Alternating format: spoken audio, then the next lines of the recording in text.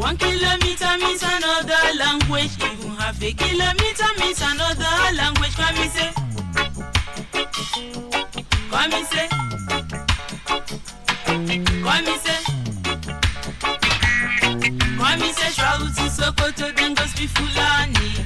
We go Bini City, then go speak Edo. Travel to Onitsha, then go speak Igbo.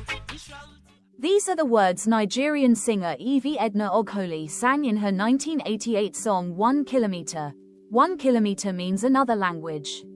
Even half a kilometre means another language. Nigeria is an extremely diverse country where language, culture, food, and customs can change within very short distances and spaces.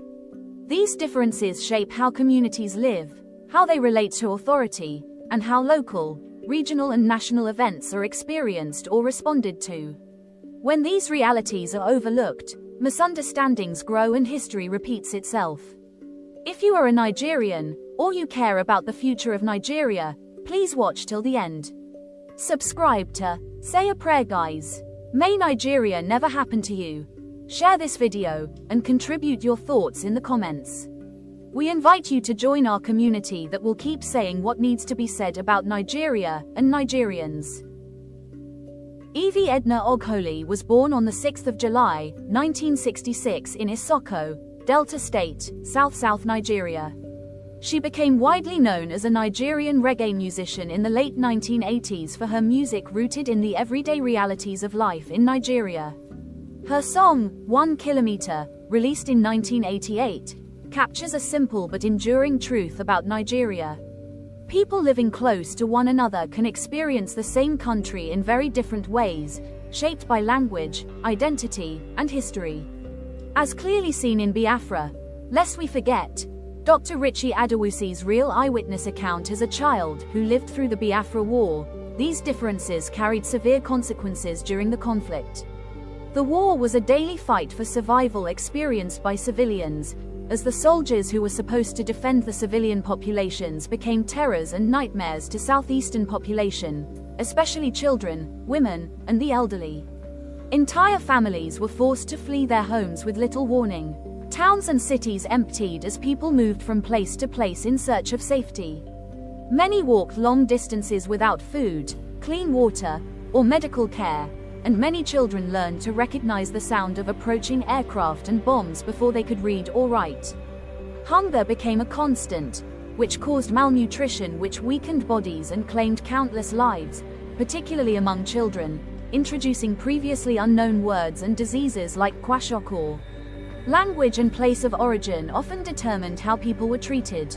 Crossing into a new area could mean entering a space where one could not communicate or explain who they were. Trust was fragile, leading to many people being killed due to simple misunderstandings. Assistance depended largely on chance encounters and the disposition of strangers.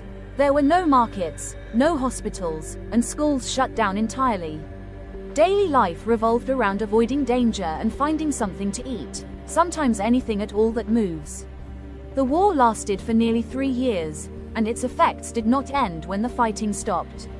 Many survivors carried and still carry physical injuries, psychological trauma, and disrupted childhoods into adulthood. Most families were permanently separated, and an entire generation grew up shaped by displacement, fear, and loss. These experiences were not shared evenly across Nigeria, yet they remain part of the country's collective history. Nigeria today still reflects these unresolved realities. National decisions are often made without sufficient attention to historical memory or regional experiences. The policies at work in Nigeria today tend to be applied broadly, even when local conditions differ sharply amongst regions. This gap between lived experiences and governance posturing continues to affect trust, participation, and national cohesion.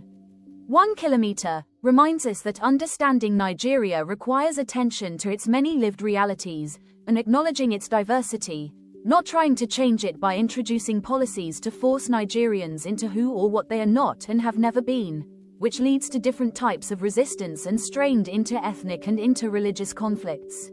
Meaningful progress depends on recalling history, respecting cultural differences, and approaching governance with awareness of how policies affect people on the ground. Thank you for watching. Please share this video with friends and family. Subscribe to our channel and turn on notifications so you do not miss our upcoming videos. Our full live streams on this topic are now available on our YouTube channel at May Nigeria Never Happened to You. Please like, comment, share, and stay engaged. May Nigeria happen for all Nigerians, and for friends of Nigeria.